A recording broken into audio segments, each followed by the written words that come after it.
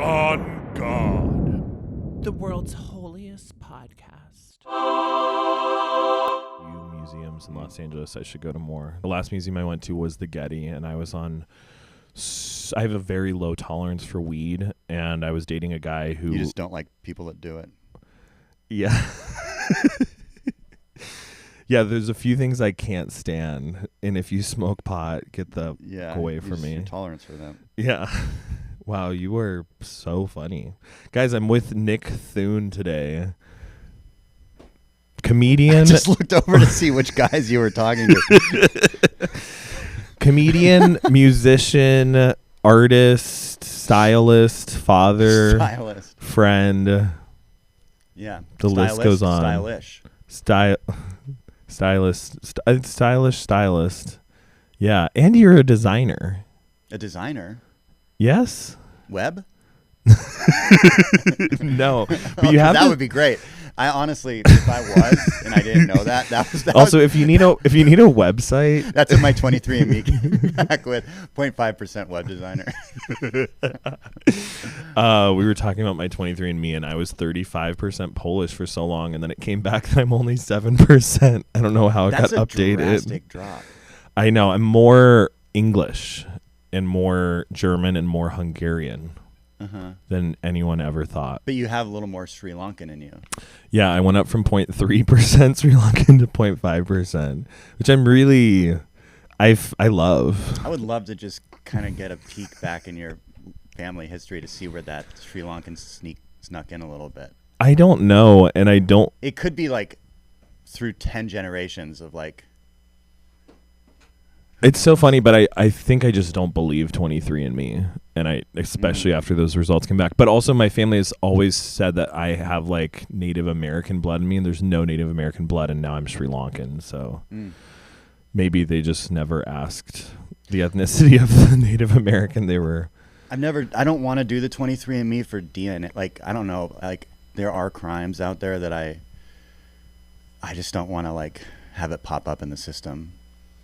Crimes that you've committed. Yeah, because that's the. Have you seen cold cases? 23andMe is just basically a setup for cold case files. Is it? Oh yeah, murders, bank robberies. I stole a lot from Home Depot. Oh yeah, so but you might those last 23andMe might come back. I went to them and I told them. I offered to pay them back. They wouldn't let me, but we're good. Me and Home Depot are squared away. Yeah. Who'd you talk to? Did you just talk to a guy in the parking lot, or did you actually go? I went to Home Depot, and it was actually crazy. I walked in, and I walked in, and I was like, "Hey, is there a manager or an owner of the store I could talk to?" An owner of Home Depot? I don't know. I was trying my best. Yeah. I was trying to make right in the world. And the guy looks up and he goes, "I'm the head manager of the Home Depot." And he goes, and these 5 people next to Let's me. be honest, of this Home Depot. You should have said that right away. He was like, "I'm Mr. Depot." But he was like, "I'm the head manager." Okay, probably of the Hollywood Home Depot on what is it, Western and Sunset. And he was like, "I'm the head manager," and he was like, "These 5 people next to me are the rest of the management on the team." And he's like, "What did you want to ask?" Like, I had to hit the jackpot as far as management goes, and I said, "I don't know how to say this, but I am on a spiritual path." And they're like, okay. I used to steal a lot from your store, and I stole upwards of $10,000 worth of stuff from this location, and I wanted to know how I can make things right. And $10,000? Yeah. In like what, 2x4s? Yeah, I was on a really big wood kick. Yeah, have you been to my place? It's all unfinished 2x4s. Yeah, I just live in an outhouse. Anytime I would work on like a creative project, like I worked on like my next door neighbors during COVID, I built them like a garden bed, like out of brick and mortar, and I filled it with dirt and plants and stuff like that. And I painted their entire place. I just like projects. And I painted my place multiple times. Let me ask, were you the type of theft thief that you were just blatant about it? Like you just loaded stuff up and walked it out? Yes. Or you hid stuff and walked it out? Both. I mean, you hid stuff in the stuff you were stealing. I was a kleptomaniac for so long, but I like didn't know how to go into any store without like putting something in my pants, like all the time. But Home Depot, I would literally load up a shopping cart and I would walk out the lumber section, and I was just completely shameless about it. But I was a little smart about it because I would always bring a long receipt with me, and I would be holding the long receipt in my hand as you walk out. Yeah, and I would highlight an area like That's smart. That's a good tip actually for the me. lumber section at Home Depot. But the guys asked me at Home Depot, they're like, "How do you?" He was like, he was so sweet. He was like, whatever path you're on, like, I'm really thankful that you like came clean about this, and I think you just need to continue on the path that you're on. And then I was like, can I tell you how maybe I can be helpful and tell you how I stole stuff? So I told them that I did that. And I was like, the lumber section, there's like no one checking out the lumber section. And they're like, okay, that's very helpful for us to know. So I gave them that. It was a catch me if you can. I became you were now working. And then I was for like, the can system. I actually work for you guys? And it's just sad because you're now home on Christmas. You've got no family, and you're only connected to Tom Hanks in some way or another. Oh yes, remember that? Okay. I used to do like that. There was a hotel in Hollywood that had a really nice rooftop pool, and I would walk in on the phone to the lobby, like, hey, yeah, I'm just gonna get up to my room now, and then I'll be able to email you all the information as I'm getting into the elevator. Hit the pool button, really quickly change into, like, take off whatever I was wearing into a bag, into pool clothes, and then walk out. In the elevator? Yeah, and then walk out of the elevator in my pool clothes. Oh wow, full secret agent mode. Yeah. You did this multiple times? So much. Really? Yeah.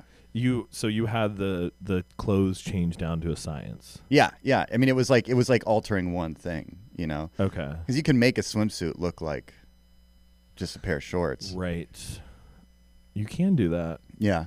And like you have a book and you have the things, like you just came up from your room and Yeah. you're a little scattered. You might have to run back down for something. Did you ever go to that hotel? Tell them that. Hey, just I gotta tell you guys, I've been using the pool for free. There's a loophole in the system. Okay. Yeah, no one's monitoring people on the cell phone when they go into the elevator. I feel like since then, elevators have become so much more restricted. Like you now can't get to floors without a key card. Oh, absolutely. Yeah, that's definitely, they picked up on that. That was you. Yeah. They're like, this guy has been scamming the pool system. That's the thing that I probably long. talked to them about, yeah. That's good. I love your hat. It's such a good color of blue. Thank you. Royal blue. Looks great on you. Nice. We're both drenched in blue today, all blue. Drenched in blue. I bought this shirt with you. You recommended it. Yeah. It looks good. Thought of you when I put it on. I feel like a woman who paints right now. Got a tucked-in T-shirt and a long, oversized button-up. It's not too oversized. It's great. I love it. It's a really good purchase. Mm-hmm. Nick is the best style for a straight man, and I have the worst taste for a gay man. And friends. Yes. And lovers. Did you grow up in Seattle? I did. I grew up Hard like pivot. east side of Seattle. Okay. I mean, I grew up in Portland and Seattle, technically, kind of. They're like 2 hours just away. Just the ultimate Northwest kid. They're like 3 hours away. So what do you mean you grew up in both of them?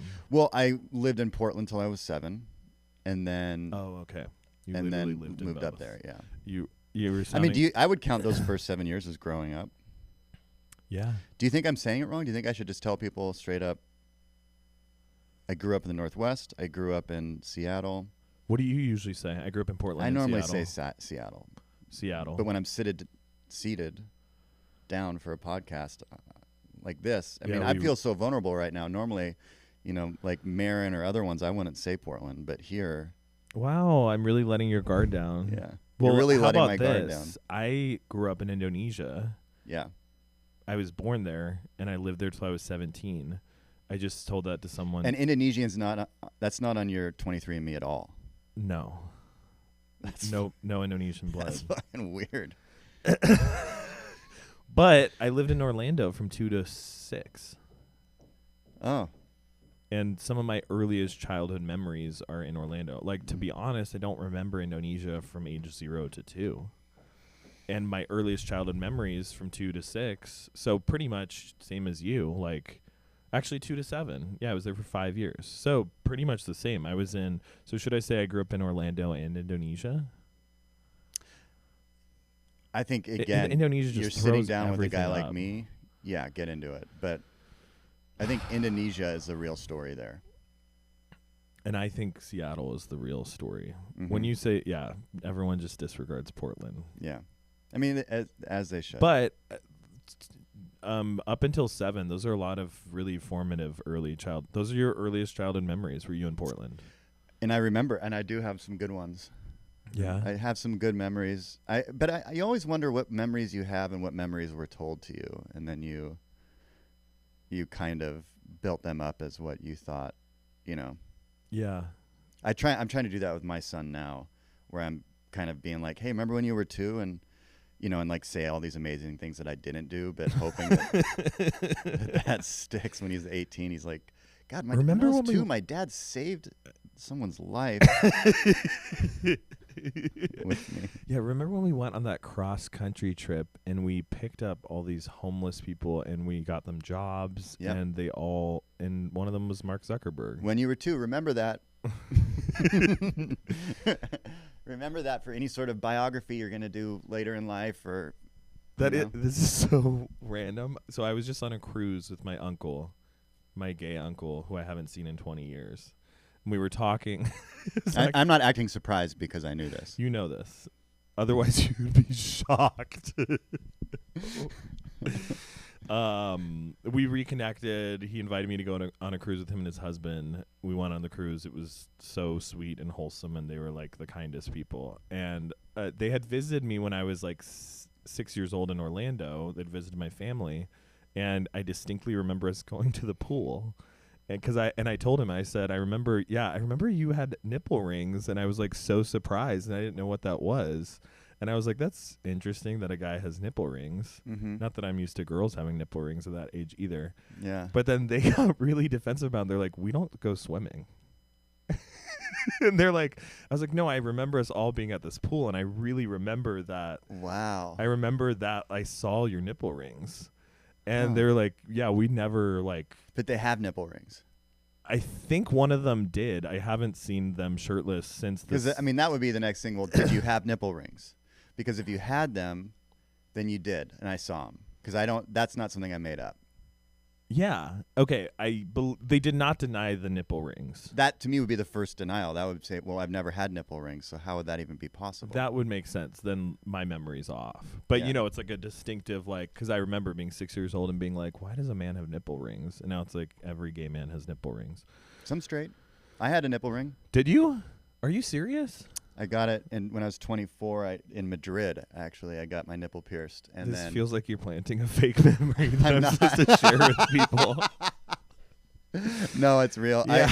I remember when Nick and I were in Madrid when he was 26 and he got his nipples pierced. And people were like, I just got one. Nick has never left the country. That's the first tool. Yeah, I mean, I got it, and then it got infected on the same trip because I was dancing shirtless at some place in Salamanca or something. Who are you? Somebody licked my nipple. Who? What were you doing in Madrid? Were you performing? No, I was just on a finding myself kind of. I didn't go to college, so I thought at some point my college was. I just went to Europe and I went go to with college, I went with so you were like $2,000 and ran out of it very fast. And I was just one-way ticket. that's the thing my parents bought me was a ticket. They They're bought like, me we a wanted ticket. you to go to college when you were 18, but now you're 26, so we're gonna buy you 24. tickets. No, I was like, hey, I didn't. I said, I was like, hey, I didn't go to college. You're paying for all the other siblings to go to college. Why don't you buy me a ticket to Europe? That'll be my. They bought me that and a Eurail pass. You know. Oh, like- cool. And so I went, and ran out of money very fast, and was then working in hostels, like Really? Hostels will let you stay for free if you go Yeah. to like the train station and hand out flyers and stuff. I worked in hostels for 2 different summers when Yeah. I was in college. Yeah, it's amazing. That's so interesting. Did you go to Prague? Never went to Prague. That was the main hostel I was stationed at. I was doing missionary work, posing as a hostel worker, talking to people about God. Undercover. Yeah, I was like trying to build relationships with travelers, engage their where they're at with spirituality, kind of like what I'm doing now. I mean, I went on mission trips too growing up, but none of them were undercover. They were always like, we're here to build a wall, a climbing wall. Oh, okay. Like in the Philippines. But I think that is covert. Yeah. You know what I mean? Because it's not like you were like there dressed in a suit and being like, hi, we're here to spread the good news. You're being like, I'm here to do some good for your community. Yeah. And then like by proxy, you're going to like build trust with me. Who brought this guitar here? All of a sudden, hey, I guess we'll Wait. sing a couple tunes or... Yeah. Anybody want to step forward and accept Jesus as Lord, their I Savior? lift your name on high. Where were you? I went on mission trips to Mexicali, which is like in Mexico, and then That's a place, Mexicali, and then Washington D.C. I went and painted a place called the Little White House. It was like a home for children, and then I went to the Philippines, and I've been to Kenya. Okay. I went to the Philippines twice. It's so interesting because in the Philippines, the dominant religion is Catholicism, right? I don't know. I feel like you should. I probably should. I mean, I was 20. I know that it's Catholicism and maybe Christianity. Yeah, I think Christianity is a big... because it's like in that region, like most places are either like Buddhist, Hindu, or Muslim. Yeah. And then Philippines, I think because of Spanish settlers brought Catholicism there, right? Yeah. You don't Yeah, no, I know the Spanish settlers because I know the war. But I remember learning about that when I was there. But Okay. when I went to Kenya, I like that you're like, I have no idea what the religion was. I mean, I was 20 years old. How could I didn't know what I was doing, man. How could I know? The only information I retained was mostly about myself, Yeah. but when I went to Kenya, I was like in my late 20s, and Still doing mission work? yeah, I did. Wait. I was going to a church in LA Okay. at the time, and went with this like group. This is like really surprising to me. Yeah. What I didn't know is I was addicted to opioids. At the time, I was on them and I was taking them, but I didn't know addiction, and I didn't understand that, and I went to Kenya without them. And within like a day or 2 days, I was having absolute like Withdrawals. and I thought that I just drank some water or something. So I was in the Nairobi hospital, like basically coming down off pills. Like I was like the worst way to get sober.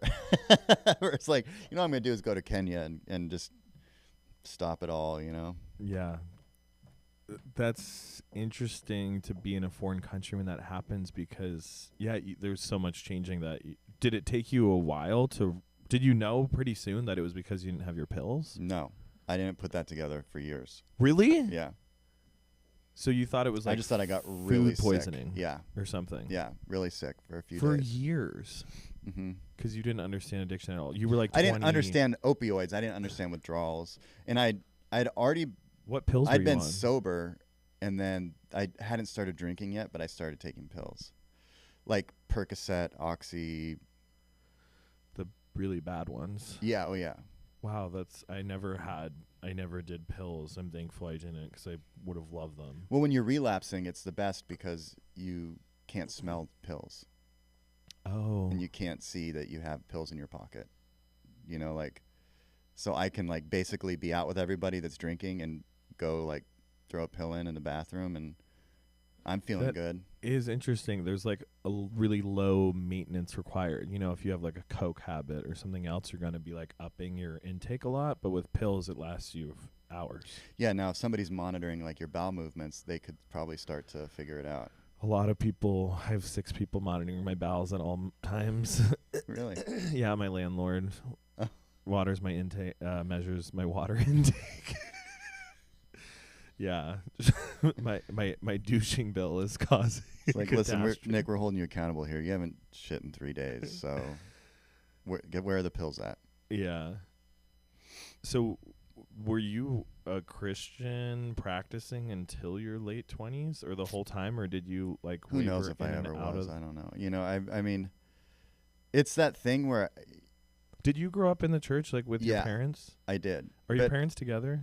Yes. But the reason that we went to church was solely because of me, because I was a problem and they were trying to put me in around good people. They picked a bad place to start. I know. Because I was there. I mean, it was, I loved church. I loved the attention that I got there because I went to rehab when I was 17 and, you know, and For after drinking? that. Yeah. Okay. And after that, I was like, God. I was like the testimony gold mine. I mean, it was like, let's let Nick speak again. I would have been so livid at you because I had nothing at that point. Like when I was a practicing Christian, I had no back, you know. No story, no life. You had the tattoos, you had I've been out and now I'm back or whatever. Oh, and everybody. I had nothing. It's like my parents are Christian, now I'm Christian. Like it's weird because you like were trained to give your testimony, and it was like when I would do that, I had like no bad place that I came from to get to the good place. And you couldn't just start adding shit to your testimony because they'd be like, wait.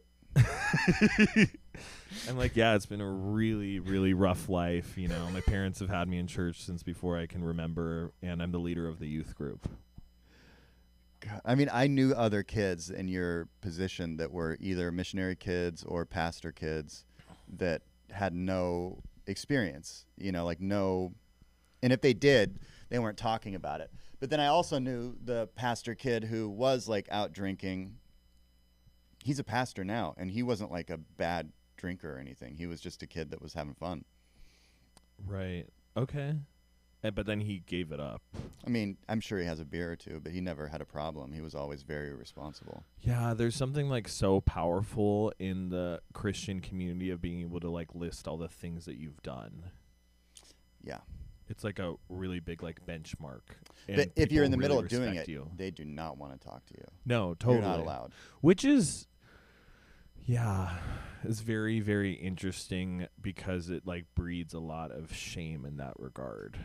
Like if they were to see a homeless person on the street who stinks and has piss like coming out of them onto the sidewalk, and then that person a week later in line at the church when they're doing a food thing, it's a different story, different way that they're treating them, different way, you know, like it's just radically different the way that people are treated, especially when people are being watched. Like if somebody's watching you, of course you're going to turn on the missionary, you know. Yeah. I don't know. Yeah, I think it's just like something that I like about like the communities that I'm in now and the friends that I have is the thing that I'm training myself to do is to be honest in whatever bullshit I'm involved in now.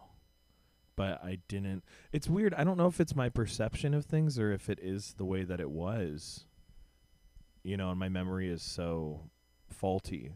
But I don't know that in my mind, I think I didn't have the freedom to say, hey, here's what's actually going on in my life right now.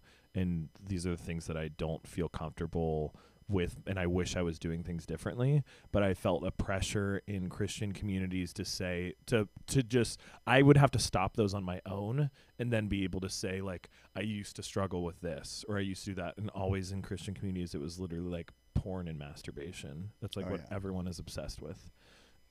But if I was to say like, hey, I looked at porn this morning or I'm going to after this meeting, people would be like, I don't know what to do with that. Yeah. That's not like my struggles today, but that's just like what was going on then. But I feel like the really cool thing, which feels honestly more Christian now about the way that I'm living, is that I can call people and be like, hey, here's something. I'm treating this person badly. I'm in this relationship and I don't think it's going well. And I'm going to see that person again tonight. And I can share that and people can be like, cool. Okay. Like, you know, how can I help? Yeah. How can I be helpful? Or here's what's worked for me. Yeah. And which feels very more spiritually edifying. Yeah. Or, I mean, it's just a practice of learning how to be honest and vulnerable in a real way. It's saying like, listen, I'm not going to change I'm not trying to change you, and I'm not going to, but going into it, have you asked yourself these questions? Are you prepared for this? You know, which is some stuff that you and I have talked about too, where it's like my huge porn addiction. Well, no, or also a bit like going to like see, you know, like dating a guy that you know it's not working, and you're like, or what, you know, whatever, and being like, let's get down to really, should you be seeing this guy? Like, are you leading him on? Is it affecting, you know? And those are the good questions that a accountability partner or friend would ask. But I remember in my youth group, like those kids were like, yeah, I might look at porn, and I was like, I might have a threesome tonight. Oh my God, I would have been so mad. I wouldn't say that, but I mean that's what's going on in my head. I was like, yeah.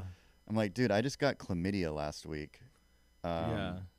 I don't know. I would have been so jealous of you. I was a very, I don't think people would remember me this way, but I know I had a lot of rage when I was a Christian because I had so few life experiences, and when I would hear people who were actually doing things, and then it was very much like the prodigal son stuff. Like they would go out and do stuff, or like a friend would be like, I remember at my church one time, our church was also where my school was, so it was very confusing, and everyone who went to my school went to my church. Mm-hmm. So it was like everyone's lives are involved in everything. Yeah. And everyone who worked at the school was also working in the youth group. Like everything was so incestuous. But like our PE teacher at church one time, he came up to the podium and he was like, I had sex with my maid last weekend, and like people were like like losing their mind, and it was like this big confession, and they ended up like sending him back to, because he was like working in Indonesia. Yeah, they sent him back to Australia, I think is where he was from, and he left, and it was this huge scandal and ordeal. But he was also like my PE coach, and he was like my youth group leader and someone I went to church with, and like, but like it was like so cool to like see, like to be like, whoa, he like did something. And then that person came back like a year later to speak at the church, and everyone's like, wow, look how he's changed. Yeah. And I was like livid. I was like, no, he did the bad thing, he doesn't get to come back. Like I've been good this whole time. I didn't have sex with anyone. Yeah. Now he's cooler. I've been doing everything right, and now it's like people like that he has a testimony. Yep. It's weird. I would have hated you. You would have loved me, man. Yeah, that would have been a hard pill for me to swallow. But I also was the Mr. Threesome over here. Meanwhile, I'm praying to God I don't masturbate to a picture of a man in underwear on a Sears catalog. Just holding yourself back and like praying to God and being like, I'm doing this for you, God. Yeah. God. Yeah. I mean, and I had chlamydia because I, at a young age, I had these experiences because my parents didn't let me go to learn about safe sex. Yeah, you talked about this in your stand-up. Yeah. It's interesting. Yeah, like the health class was doing a thing, and my parents didn't sign the form, so I didn't go in there. I didn't learn and it's like obviously, yes, I've heard of condoms and I know what they do, but I didn't know the severity of all the things. Or yeah, it's I'm just remembering this when we had like a very weird sex ed class, and it was like the boys go somewhere and the girls go somewhere, and it was my principal, who was also my youth group leader, who gave the sex talk, and he was a single guy in his 40s. Yeah. And also another just tangent, he like during chapel one day he told everyone in the school that he had a porn addiction, and I'm just like, you're my like why do I know this about you now? And he was like, Yeah. oh, I feel so good saying that to everyone. And I'm like, I'm 14. Why do I need to know that you're looking at porn all the time? But he gave us our sex talk, and I remember him saying that when a man is ready for sex, that his penis stares where it wants to go. And he was like, some people stare where they want to go, and some of them you have to force it to go there. And I remember thinking, like, I really hope that I was like prepubescent at this time. I was like 9 or 10. But I remember thinking, like, I really hope I have one of the penises that knows where it's supposed to go. Like, because he made it sound like, I'm just wrapping my mind around what he really meant by that. But he was like, you either have a penis that goes directly there, or you have to maneuver it to go there. But what does that mean, maneuver it? Like he's talking about like a crooked Now I'm like deceived. dick, or he's talking about like someone you're not attracted to. You really got to force it in. I don't know, but he was also a single man in his 40s who apparently was not having sex. But Yeah. I remember just everyone like nodding and being like, "Yep." I wonder if all the other adults were like, "Wait, what the hell is he talking about?" And we can't interrupt him. Because I'm like, what did that mean? I think what he was saying when it was pointing, he means that you achieved an erection. Achieved. Like it's an accomplishment. And it's going in a direction. You earned it. You earned an erection. Yeah. Isn't that... It's just so funny. Also, like how, like, I guess not malleable we are as kids. Like he just said that, and I was like, well, that must be true. That's just how things work. You either have a penis that knows where to look, or one that you have to tell it where to look. Who do you think told him about the looking thing? Or do you think that's an original kind of thought? I wonder if that's like I'm Facebook friends with him. the hand-me-down. I'm Facebook friends with him. I should. Yeah? When's the last time you've interacted? It's been a while. Still a virgin? I don't know. He's got to be 60 now. I hope not. Married? You don't know? I don't know. He's from Alaska. Yeah. We had a lot of, weirdly, in Indonesia, we were at a private school, an American school, and a lot of our teachers were Republicans from Alaska. Yeah, it's just like the way that it's fed into whatever the missionary program is. Like they probably just get a lot of people from Alaska. And I remember, like, they loved Sarah Palin. Like, that was a big thing. How old are you? I'll be 33 next month in January. Yeah. I'm 32. That's pretty cool. I guess so. It's just kind of bizarre to think that, like, I was like what a weird depiction of America is, like, your representatives are Republicans from Alaska. It's like, you guys aren't even in America. Yeah. Like, what is your... I mean, it's people, too, that are, like, outcast. You know, people that do find themselves in the church enough to go on mission trips. Or like be a missionary or like go to Indonesia. It's like those are the outcast people that really find their way. You know, like it's not the normal people that are like, yeah, I grew up in Seattle and now we're going to be missionaries. Yeah. Yeah, totally. They're like really, really searching for something and kind of pulling like a geographic, if you will, like whatever was, maybe they didn't want to be in Alaska anymore. They're like, hell, there's an opportunity in Indonesia. Yeah. Also, it's funny being an adult now and being like, oh, these were just weird lost adults who, like, it was a cool opportunity. They're like, I'm going to go teach at a school in Indonesia. I don't know what the hell I'm doing with my life. Yeah, and these weird lost adults that we spent a lot of time with. Yeah. Like our leaders, and I mean, I could list off, and they're not all weird, but I mean. No, some of them are really cool. Yeah. Shout out to Miss Thompson. Yeah? Yeah. She was my English teacher. A lot of people didn't like her, but I liked her a lot. You keep in touch? Nope. I should, though. I think I'm Facebook friends with a lot of them, which is really embarrassing now because I've been like posting reels and they go to Facebook and like my teachers are like seeing my Facebook reels. What do you think they think? They're like, well, we lost a good one. Yeah. Cringe is. They're all looking at their computer, going, "Cringe is king." Mm-hmm. Cringe mountain is. We've all got to climb it at some point. Somebody said that to me. Really? I'm really trekking up.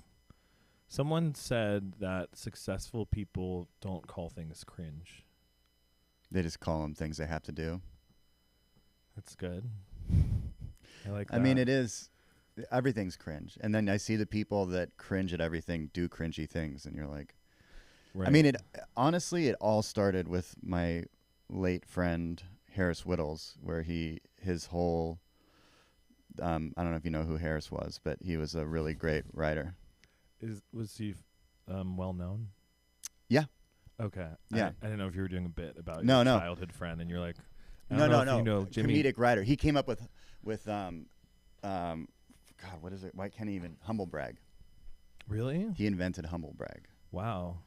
And Harris was like, which is, when I heard that for the first time, it was so groundbreaking and on the nose, where I was like, wow, that is a word that describes something that I see so often. It's been so hard to pinpoint. yeah, it is. It really gave a voice to a new type of online thing that wasn't that couldn't have existed before, really. You know, like humble bragging, how else would you do it besides a post, you know, like in casually. But yeah, I feel like that's where it really started and where it really started to get called out, because before that I would be like before that I would get not even screenshots at that point, but like forwarded tweets from Harris or other people that were like, get a load of this fucking idiot. Like, and they were people we knew that were just being cringy as fuck on Twitter or whatever at the time. But it's this thing where the people that even start, like, because Harris was the coolest writer. Like, he wrote on the best shows, Parks and Rec, Sarah Silverman show, like, you know, and so his opinion and his talent level he was so respected and he was so talented. Also loved Fish, the band. Oh, okay. You know, so like, and some people can look at that and say that's cringe, or that, you know, like these things are it, and in the end, it's like, it's just something we can all kind of find a commonality on. But now it's not cringy to post a hot picture with a misleading text, you know, like, so it's like, obviously you wanted a hot picture out, so you had to come up with the words to put to it. Are you talking about my post from yesterday? Yeah. Okay. All right. It's hot. And I was really, really calculated. Yeah, you should be. Okay. Yeah. But also I knew what I was doing. It's folded into itself, you know. Now it's like there's a funny way to do that. It's me saying, "Hey, I'm very aware of exactly what I'm doing right now for attention." Yeah. But I just want to let you know that I'm aware that this is cringe, and I'm king of Cringe Mountain. Cringe Mountain. There is I know a girl in my social circles who died, and this was a couple years ago, and her friend, who I also know, posted a picture of herself in lingerie a few days after her death and said, "Missing my friend." The caption was "Missing my friend," and it was her posed in lingerie on her bed. And I wanted to blow my brains out. I could not. I mean, if that the thing is it's either the most brilliant comedic post that anyone's ever done. It was so earnest. And like, she thought she was getting away with murder. Like, I'm going to get sympathy because, and this was the girl's best friend. And they were like, really thinking of my friend today. And it was like her in like a lace bra on her bed. My mind was like literally doing like cartwheels. Which is like such a genre of porn, which is like the morning hottie, you know? It's like the morning, like sorrow. Yeah. And it was also before the afternoon, so it worked on all. Yeah, it worked on the morning hottie. Is that a thing? No, I don't know. Oh, okay. It's like I'm missing out. The sad hot. Yeah. Yeah, the morning hottie. We've talked about going back to church. Yeah. Right? Yeah, I was actually going to this weekend, and then something came up. Oh, that's right, the devil. I was going to say, What's more important than going to church? I'm really curious to go back. I think also with what you're talking about as far as like how our memories aren't necessarily reality. I'm like, I have so many bad memories of church or like, which honestly, I feel thankful that I'm not like stewed in resentment about my experience like growing up in the church. I've kind of moved past a lot of that. And I think a lot of it was my own perception of things, but I'm like, I'm kind of open to exploring religion again. Mm-hmm. People are really into Catholicism right now. That's what you told me, but I haven't. You're the only one that's told me that. It sucks because I said You're the one yet. that keeps hammering that home to me. I'm trying to make it. I'm trying to. This is People are really into the Wiccan third right time you've brought this up to me. I guess I have multiple friends who were not God people at all, and now they're like, "Yeah, I'm Catholic," and I'm like, "What?" I mean, it's too the Catholicism thing is too formal for me. It is so. I mean, it's beautiful. Like I went to St. Patrick's Cathedral in New York a couple weeks ago. Just like walked around, and it's like, yeah, is there anything more beautiful than this? Like this history, this like vaulted ceilings with all this artwork that you're just like, where? But I don't need I don't even know what they're called. Like the chants and Yes. the like formal things that you have to do with the beads. the things that you have to do to get to God, which is the difference, I guess, which they say, you know, the confession, all of that stuff, like that's just you, like that's how you get to God, is you have to go through somebody, which to me is such a Scientologist sort of a thing. It's like it's such a like, how do we take religion, how do we take something and then make it so that they have to go through us first? Oh, it's gatekeeping. Yeah. You're gatekeeping God. Yeah, but when in Christianity, it's all about a personal relationship, which I think also in just anybody that in Buddhism and it's like it is about. I guess the thing that is curious to me about it is the practice. I'm not necessarily going, because of my own lack of discipline, I'm not going to do those things on my own. I have done them and I have kept up some level of spiritual practice, but I slip in and out of it. And I guess at this point in my life, if I was going to church and like had some what's the rubric, Mm-hmm. where it's like, this is a way to connect with God. Do I need that? In an ideal world, I think no. I think I could just connect with God, connect with people I love, and like be connected to God. But I think at this point I'm open to having some structure where it's like I go talk to that person, I sing that thing, I touch that thing, and I am being intentional with all of these actions to connect me to God. Does that make sense? Yeah. So it's like I don't think I necessarily need them, but I'm going to use them as a helpful tool and maybe add some consistency in my life to connect with God. So that's like I think that's the change in perception that I would have for myself. Is in the past, it would be like, why the fuck would I be a Catholic? I don't have to do these things. This is fake. This is fake. This is fake. And now I can look at him and see like, oh, that's a real tool I could use. I could use that, and I could use that to connect with God. Mm-hmm. I think it's like the daily practice. It's like, how do you bring it into that? And by doing that, by setting up these tools, these things, that's how you can do it. That's the best way to do it, because on our own, I'm not going to remember every day unless I have like set strategies. Right. So I guess if I was a part of a church and there was, I guess it's some accountability in that regard to keep up with spiritual practices. And then It's like going to yoga. yes, if that's a way that you feel like you connect with God. But also there's somebody there guiding you. You know, it's like you're not on your own search. Not me. I go to goat yoga. They just Goat yoga? Yeah. Have you ever been there? No. The goats jump on you. Do you know about this? No. Goat yoga? Everyone's into it. Okay. Everyone's Catholic and doing goat yoga. There is a goat yoga place in Echo Park.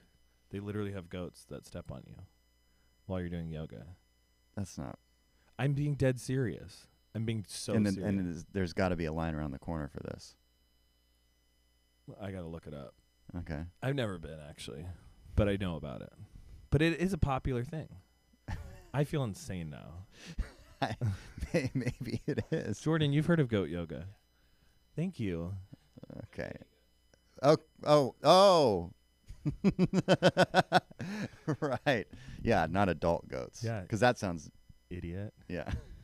I mean, baby goats are probably way more gentle. They're fetus goats. They actually place like a little fetus of a goat on you. What do you think about God now, Nick? Wait, do you believe in heaven or hell?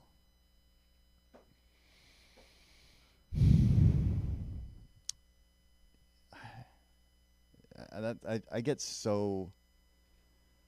Let me backtrack. I get so like torn in what I want and what I think exists. You know, like what I want, like what I would want. And I would want everybody to be accepted and there to be no...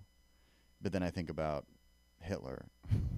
Yeah, that was the first guy who came to mind for me too. I think about people that deserve... It was Hitler and that one guy on Instagram that I hate. Who's that? Fake. I have a hard time thinking that a loving God, the one that I choose to believe in and choose to picture and choose to imagine, whatever stories were told and whatever acceptance that really was the beginning, you know, which compared to what it is now, like the teacher that says I had a porn problem and he's back to Australia. It's like, what would Jesus have done? That guy would have never been in the position to feel that bad, to, you know, like to even feel like it was bad to say that they were having that problem and then to then get kicked back. Like, it's just been so diluted and so restricted that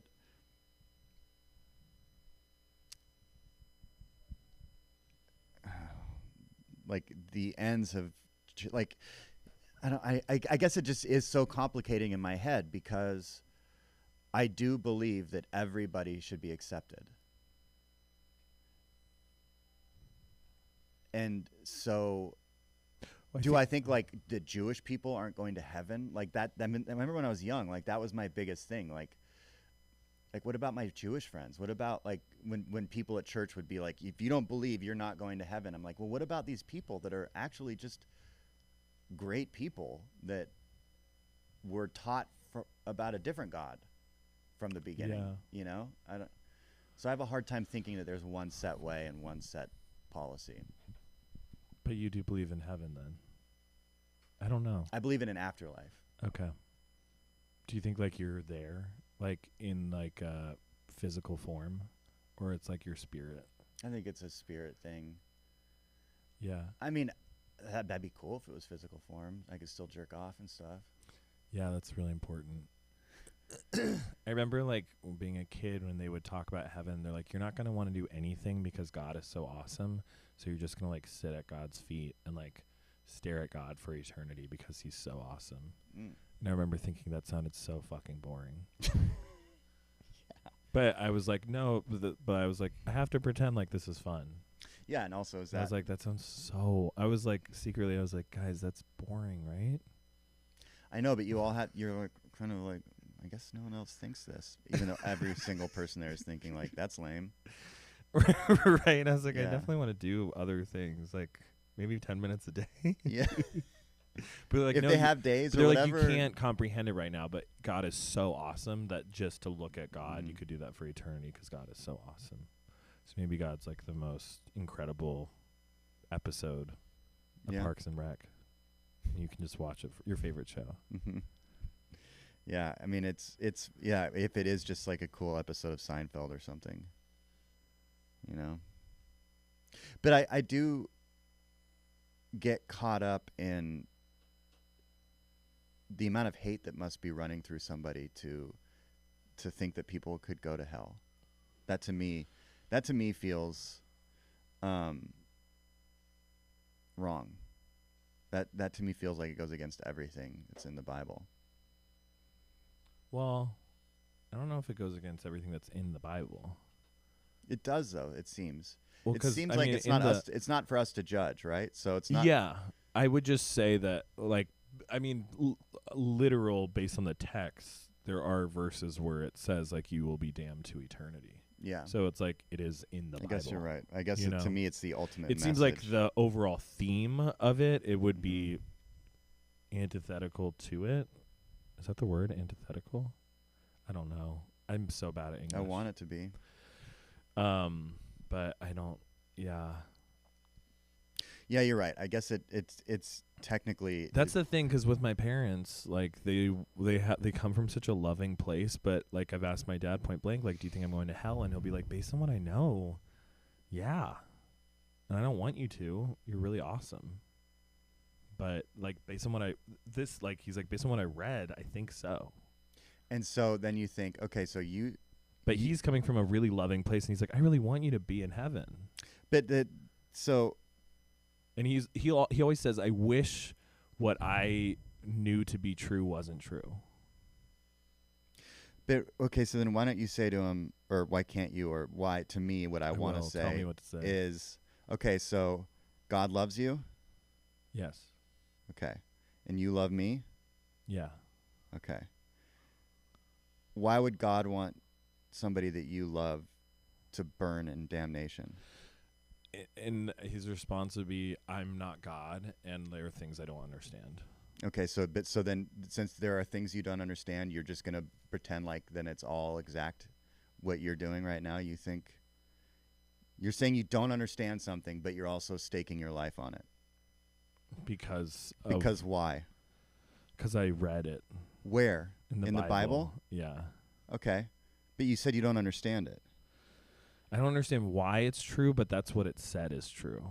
Okay, but then so you don't understand it though. So I'm just that to me is the fallout. But I'm a human, and God knows more than me. Okay. I get that. And I can't question it, because here's where the problem comes in line, is when you start taking verses in the Bible out of context and like reading them very literally instead of like trying to look at something as a whole. And also I think the Bible is like I think it's a flawed, I think it's a book, but it shouldn't be taken as like literal truth. People made it. That's a fact. But also it would say, no, God made it and he used people. Yeah. So that's where the big divide comes. Yeah, but also people still, so God. Did you see how frustrating that was? What? Talking to me like that? Frustrating on my side? Was it frustrating for you? Where I'm just like, well, that's what God said. Yeah, no, it is frustrating, but like but it's also just like you don't have to not understand. Isn't that a part of faith? This is what it's like talking to my dad. Yeah. And then I have to be like, did you watch Whiplash? Did you like it? Like I just have to pivot the conversation. Yeah. Did you see the new Superman movie? Because I just feel defeated at the end of it, you know. Do you have a shame of the week, Nick? A shame of the week. You know, I did a whole painting series called In Need of Shame that I just like wrote a lot on things in need of shame, because I thought about the idea of being shameless and like how you need something. You know, you think you need something to have shame about? Yeah, you need a little bit. Why? Because to be shameless is to be. Nobody likes somebody that's just shameless. I guess in theory, I was just talking about this with someone this morning, but in theory, I thought I aspired to be shameless, to like have no shame, and to be like, this is just me. Yeah. What happens, and it's okay. And maybe this thing happened, and I wish it hadn't have happened, but I don't have shame about it. It just is what it is. It's almost like the ultimate like acceptance of like the past and the present. I think the thing that I feel the most shame about lately is communication with people that I love. And if there's any sarcasm or any sort of like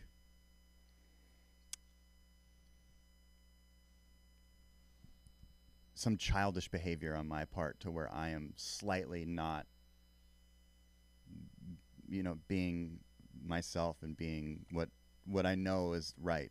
Like if there's any pride or anything getting in the way, and then miscommunicating, saying something that could be hurtful, not like you suck, but like, like I don't want to come over tonight or something, when it's like I do want to come over, but now I'm actually playing games with you because you didn't tell me.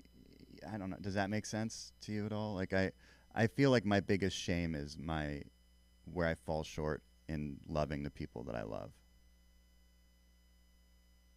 Specifically through communication. Yeah. Okay. Yeah, that makes sense. I mean, playing some type of, I guess you have an agenda at that point where you're like trying to be the one in power. Yeah. You're trying to protect yourself. It's weird because like you can be very playful, but like some people are sensitive, and sometimes you just have to be honest and be earnest, and that's okay. Yeah. I'm like thinking of a specific friend where like we'll go tit for tat, and then at the end of the day I'm like, hey, I'm actually feeling really sensitive and I just need support right now. And we have to like peel the layers back, and then he'll say something earnest, but then I'll throw back sarcasm. It starts with a and P. I'm like, why did I? No, Nick. It's not someone's name that starts with a P? Yeah, Nick. It is? Okay.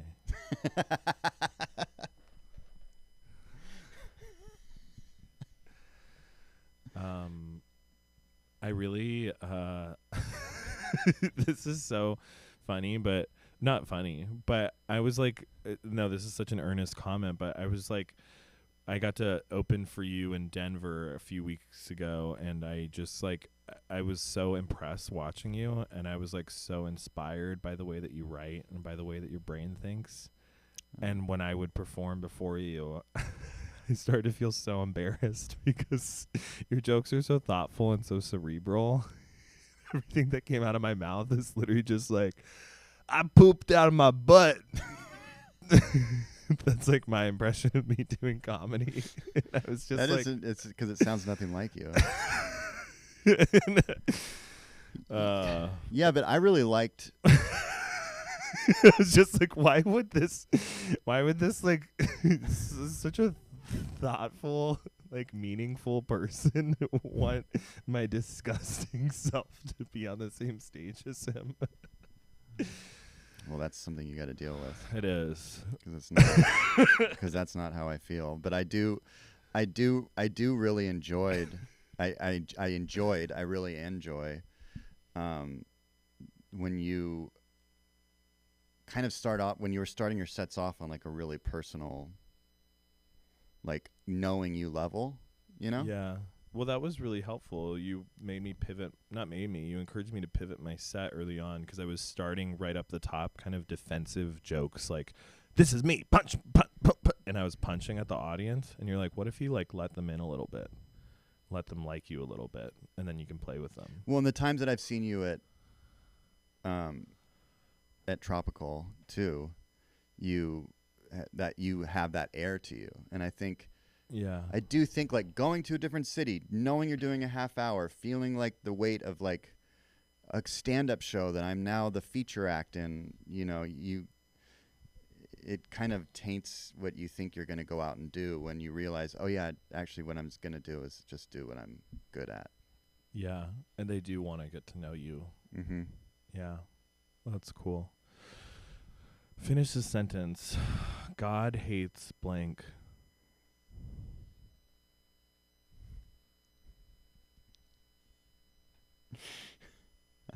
Skinny people? Correct. Yeah, that was the answer. Uh-huh. This is a new thing I'm trying out. I thought it was fun. Am I the first one you tried? Yeah. Yeah, I thought of it on the drive over. That'd be great if that's the title of this episode, God Hates Skinny People.